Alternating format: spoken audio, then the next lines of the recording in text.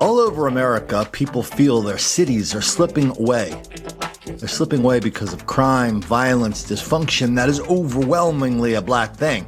We did a podcast on this the other day where we looked at specific examples from Chicago, where the mayor says, our city's slipping away, the police are losing control of the streets. She blamed it on the cops. Then we went over to a smaller place, Allentown, same kind of thing. People are going, what's going on in our town? Down to Philadelphia, same thing. Lots of fellas running and doing large-scale black mob violence on videos, and the neighbors just shrug their shoulders and go, listen, this is just something that happens now. They go into places, they beat the hell out of people. When they leave, they beat the hell out of people. Nobody gets arrested. That's just part of our life now. That's a city that's slipping away. And all the time, even as the people are feeling less safe, even as people are saying, man, there's a lot more crime around here, the city officials and the police officials, the same ones who for the last 2, 3, 4, 5 years have said, we're going to make it a goal to arrest fewer people, to make it harder to go to jail, harder to go to prison. They come back in and go, hey, how can you say this city isn't as safe? Because the crime rate is down.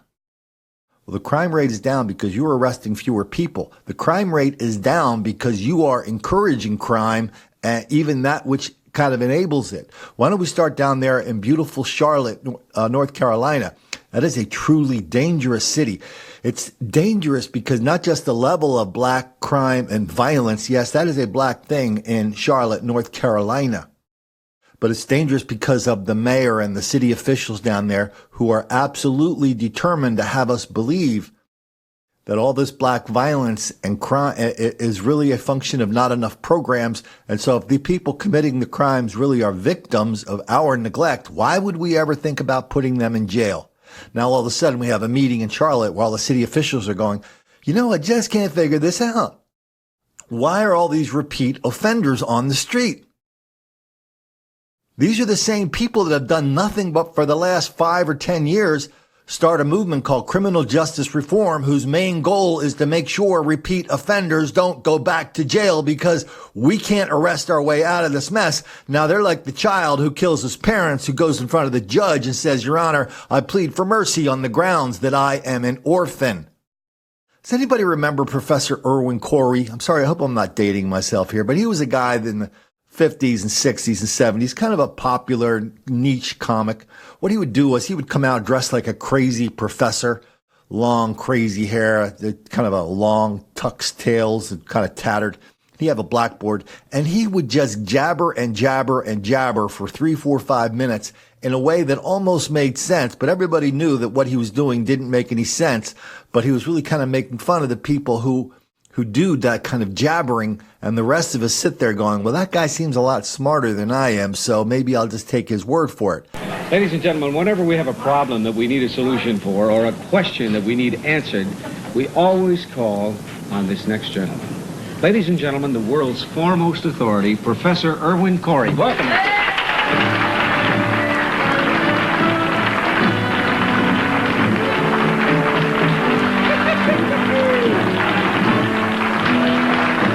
That's what we're going to see here. We're going to see a newscast start off by going, yeah, the people in Charlotte are really concerned about the repeat offenders.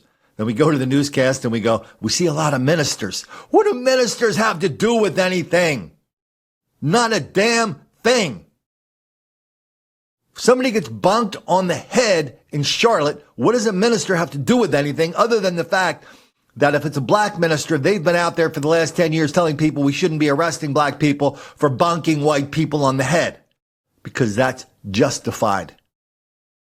And so anyway, we got him talking about repeat offenders in the beginning and at the end, but in the middle, it's all Professor Irwin Corey. Did not anybody notice? We are hearing more and more about these repeat offenders. And tonight at CMPD's latest Bridging the Difference meeting, it was something the chief could not ignore. The chief was meeting with leaders of the faith community. And afterwards, he said he has, quote, partners coming to the table to help in this matter. He spoke with our Amanda Foster tonight. She is live now. So what does he mean by that, Amanda? Partners coming to the table? Yeah, Molly, it means he's gathering officials from different groups in Mecklenburg County to all get together to fight this. And part of that puzzle was tonight, police and pastors sitting across from each other talking about what's worked for them to drive out crime. We're coming together as the body of Christ to do something. Energy among Charlotte's faith leaders as they fill just about every seat in this auditorium to talk crime. We have to be open to talking to people who don't look like us, who don't sound like us, who don't come from the same background as us. They want a solution to combat that crime. It's on the rise in the community they serve. This is a great moment in time that we can look at the city saying, hey, we need help, and say, okay, here we are. And the topic, top of many people's minds now, repeat offenders on the city's streets. I don't believe anybody is just a bad person. I believe there's a series of events that happen in their life, and we need to have our ears open to hear their heart, to hear their story. We asked Chief Kirkputney for a response. I got to trust the process. I tell everybody have patience in the process, and I'm going to model that behavior. That process includes, he says, bringing a group of partners to one table to work together. Have representatives from the judges, the district attorney, the sheriff, as well as the magistrate. So I'm going to be true to my word. Hopefully they'll be true to theirs. As these pastors, priests, rabbis also come together for the same reason. We can't do everything, but we can't do nothing. Well, Chief Putney tells us tonight he believes those numbers with those repeat offenders, they speak for themselves. And he told us also tonight that group that he mentions, they have a lot of work to do moving forward. Why don't we head over to Pittsburgh, Pennsylvania? Same kind of thing. The downtown there, every year they have a couple of big events. They had something for July 4th, big shootings, large-scale black mob violence, fightings. I don't know. Is that really fightings if you have a bunch of black people running around beating up locals and tourists? They have like a big marina thing there too every year. Big boat races on the river. That turns into another occasion of predictable and frequent black mob violence. And whenever it happens, they go downtown, put their microphones in somebody's face. And a lot of people are saying, hey, look, it's not just these two events. It's all the time down here. We've documented a lot of stuff in Pittsburgh, a lot of black violence and denial in Pittsburgh. A lot of people are moving out of Pittsburgh. Again, it's never just the crime, right? They look around and go, well, I know what to do about crime. If we catch criminals, put them in jail. What's the big deal with that? No, the reason people move out is because they look around and they see not only is their neighborhood unsafe, but the people in charge of making it safe do not have any interest whatsoever in locking up the criminals because the criminals are the victims and we're not going to arrest our way out of this mess. Oh no, if your mayor says that, if your chief of police says that, you better get the hell out from wherever you are because nobody gives a damn about keeping you safe. Let's head on out to Pittsburgh and hear the latest version of what the hell's going on in Pittsburgh. Shootings, panhandling, and drug use. In a letter, the Cultural Trust says all that's happening far too often downtown. It comes after a 4th of July shooting that injured 2 people right outside the Benedum Center. So is downtown violence actually getting out of hand? Channel 11's Renee Wallace is live, and Renee, the city doesn't seem to think so. Yeah, Dave, apparently, though, the CEO of the Cultural District, he was so concerned of what he called a decline in public safety here in the theater district, he decided to write a letter to the mayor. Well, tonight the mayor and the public safety director, they're not exactly giving that letter their stamp of approval. Aggressive panhandling, open drug use, and an increase in the number of homeless are just some of the issues the head of the Pittsburgh Cultural Trust says are making the theater district unsafe for everyone. CEO Kevin McMahon mailed his list of concerns directly to the mayor, asking for more of a police presence in Katz Plaza, the theater district, and Cultural Trust offices on Liberty Avenue. McMahon said during the past year there are more drunk and disorderly teens, marijuana use, and lewd behavior. He also pointed to the double shooting on the 4th of July, which sent 2 people to the hospital. Have you ever felt unsafe in this area?